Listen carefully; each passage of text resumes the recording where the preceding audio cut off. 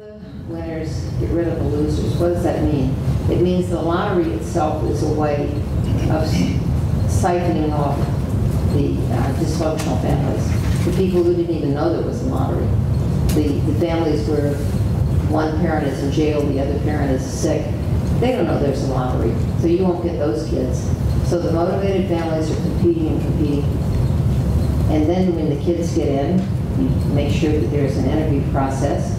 In some cases they ask for an essay. In some cases they look at grades. They'll push out the kids that they don't want. If the kids don't speak English, we don't want those kids. If the kids have severe disabilities, sorry, we don't have resources for you. So they winnow and winnow and winnow. And then when they have the kids, they'll say, you know, your child's not doing so well in the school. We think this isn't the right school. Maybe you better go back to the public school. And if you're held back often enough, at some point you give up. But that's their way of trying to stack the deck in their favor, but that's called risk management. Unfortunately, as public schools, you're not allowed to do that kind of thing. So, in a few other things, I pointed out to Chaz, and I'm sure he didn't hear me, but merit pay has been tried for 100 years. It's never worked. There have been some very carefully designed experiments of merit pay. It's never worked. And when they did it in Nashville, and they offered a bonus of $15,000 to the teachers who could get higher test scores, they had an experimental group and a control group, and they got exactly the same scores. And the only reason, I think, was because both groups of teachers were teaching as well as they knew how. They weren't holding back, saying, pay me more and I'll teach better. Yeah. And so it doesn't work.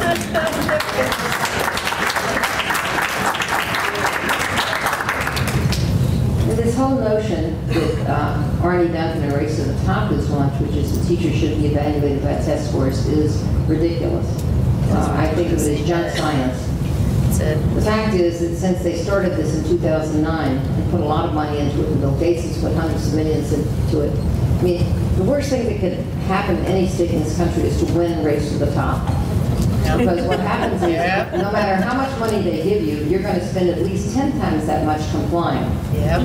And so we now have states across the country trying to evaluate teachers by test scores. And what it's doing is to force more teaching to the test, more narrowing of the curriculum, because you're going to focus only on what's tested, and then all sorts of absurd stuff, like people saying, well, we don't know how to measure the arts teachers, so the arts teachers can choose. Do you want to be evaluated by the math scores or the reading scores? So there are teachers in many states now that are being evaluated by subjects that they don't teach. Yes. It's not even what they taught. It's crazy. And then there are other school districts that are saying, well, let's just test everything. We'll have a before and after test of physical education. If you could do 5 push-ups in September, how many can you do in June? I mean, this is ridiculous. I had an email from a teacher who said, I'm in the best of all possible positions. I'm a Latin teacher. And no matter what I do, where they are in September, they know more by the end of the year. She said, what's even better is that when I give the test, the people evaluating me have no idea what's on it.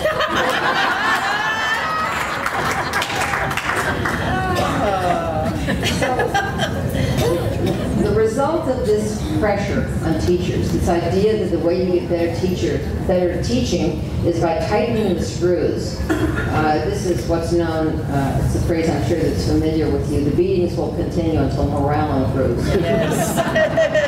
But this idea of, you know, we're going to get you, we're going to hold you accountable, we're going to punish you, we're going to fire you, we're going to close your school.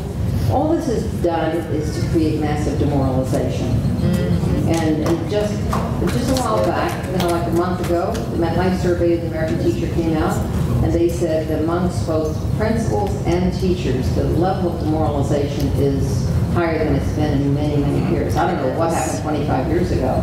It must have been a cataclysm, because it's terrible today. And something like a third of principals are saying they're on the verge of quitting. Last year they said the same thing about teachers. Well, 1 million teachers ready to quit? That would be a catastrophe. Teach for America sends out 6,000 or 8,000 teachers a year. They can't replace them. We're going to get 1 million teachers. This is ridiculous. So all of this pressure, all this high-stakes testing is wrong. Calling schools a failing school is wrong. It's very interesting.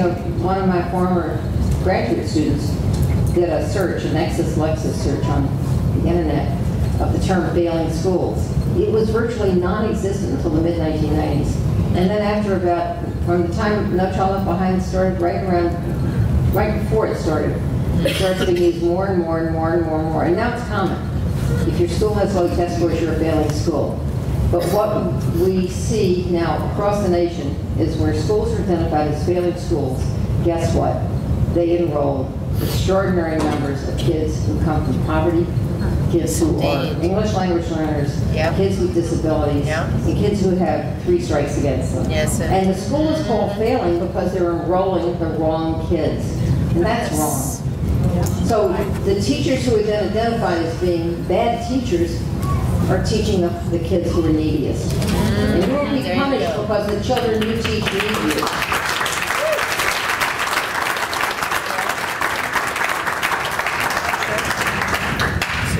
So the other thing that I've been trying to get across is that we should stop having so much faith in the test.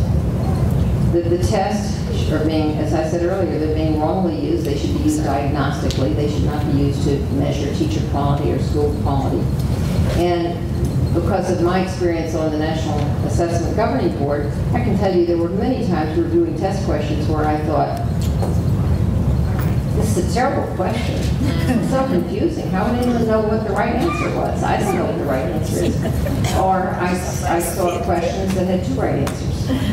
Or I saw questions where I didn't think any of the answers made any sense. Exactly. And there were many times I'd see a question and I'd say, you know, a child who thinks too much will choose the wrong answer. Exactly. We're teaching them to guess. What do they want me to say? Exactly.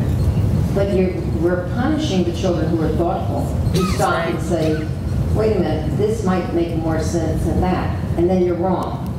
So what we're doing through this obsession with standardized testing is to teach children to think inside the box and to always look for the right answer.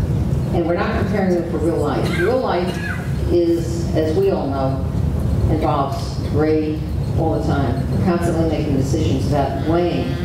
Is it this or is it that? If I make the wrong choice, maybe I can go back to this. Or you have to make decisions where it's seldom clear-cut. We are never in life presented with a choice of 1 out of 4 answers, and only one of which is right. Usually 2 of them are half right and 2 of them are half wrong. And, you know, it's okay to make a mistake. We learn from our mistakes, but we are crushing, by this emphasis on standardized testing, crushing creativity, crushing original thinking.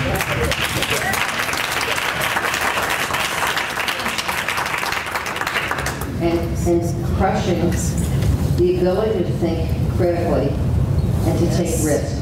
And this is what I was in Finland a year or so ago, and they have no standardized testing at all. And they do very, very well on the international test.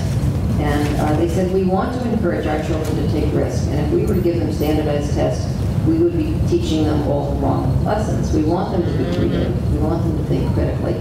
And I said, well, okay, playing devil's advocate, how do you hold teachers accountable? And Hazi Salberg, who is the great Finnish expert, said, well, actually in education, we never use the term accountability. Our term is responsibility. And our teachers are very responsible. Yes, indeed. They care about their children. Yes, indeed.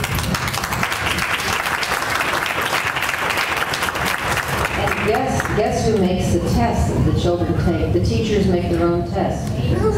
Well, lo and behold, gosh, I graduated public school in Houston, Texas, way many years ago, and we never had standardized tests. Right. Standardized tests are not necessary for education, but it's going to be a long, hard haul before we can convince our legislators of that because they are addicted. Now, I have a simple solution to this, and actually, I've been saying this again and again and again, and some kids in Providence, Rhode Island, picked up on this idea. If our legislators and our policymakers think so highly of standardized tests, let's invite them to take the test. Not only take the test, but commit to publish their scores. That's it. They want to publish your scores. They want to publish your ratings. They want to put in the newspaper what your number is as a teacher. So before they do that, call on them, take the test. Take the 8th grade math test. That's right. How about that? You're a legislator. Surely you can pass the 8th grade math test. Try it. Let's see how they do. So the reason I mentioned Providence was because the Providence Student Union is actually doing this. They called on legislators and policymakers, and they have, I don't know, about 50 or 75 legislators who probably are critics of the testing regime who said they want to take the test. They've agreed to do this. But I'd say before you impose it on everybody else in the state, take it, publish your score. So here's the thing is, where you're heading in Louisiana, which is all wrong, is this idea that the school should be part of a free market. Yes. And Louisiana's not alone. Wherever there is some Tea Party guy, you know, like in Michigan, Rick Snyder, the governor there, says that he wants to get rid of public education. His mantra is any place, any time, any pace, anyhow, any who, something like that. A lot of any's in there. He doesn't think that children should be in school. They should just learn wherever and however and whoever, and that the public money should follow them wherever they go. The free market is not good for vulnerable children. There's one thing, there are wonderful things about the free market, but it has a downside, and this is the downside. It cannot produce equality of educational opportunity. The nature of the free market is that it produces winners and losers. Yes, indeed. And the nature of public education is that we must be committed, despite all of the obstacles, despite how hard it is, to the success of every child. And that means you can't plan to have winners and losers. And if you invest in the stock market, you can expect to win some and lose some. That's the free market. If you have a public education system, you must believe in every child.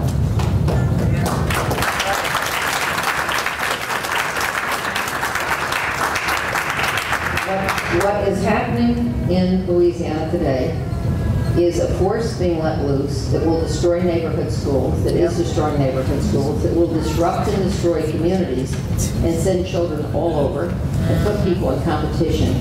It will hurt small towns, it will hurt small communities, it will hurt rural areas. Your policymakers are wrong, wrong, wrong, and I salute you for staying where you are, being where you are, doing the hard work you do. I wish I could do what you could do. I can't, so I'll do what I can to support you. Thank you.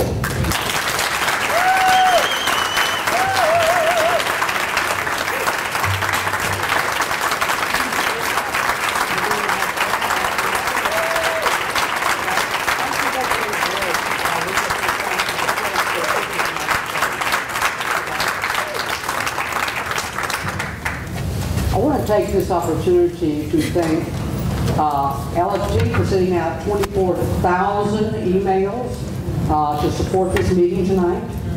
I want to thank East Baton Rouge Parish Federation of Teachers for part of the refreshments tonight. Give yourself a round of applause.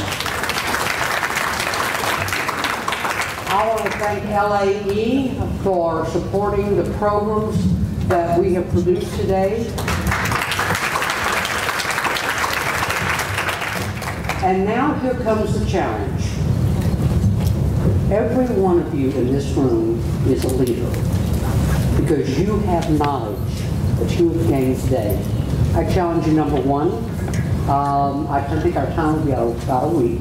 We will have up Diane and Chaz's discussion today. I challenge you to go up and listen to both sides and to be a resource to your family, to your associates, to your neighbors. You have incredible power. There are more of you in this state, and it can be done. You activate your neighbors, your family, and don't get defeated. That's right. I'll tell you what, I'll even give you my phone number, and if you're feeling down, call me. 225-927, call Gene. Okay, now we have got the microphone over here, so if anybody has a question, they will go to the mic. You will not appear on television, but your question will be recorded.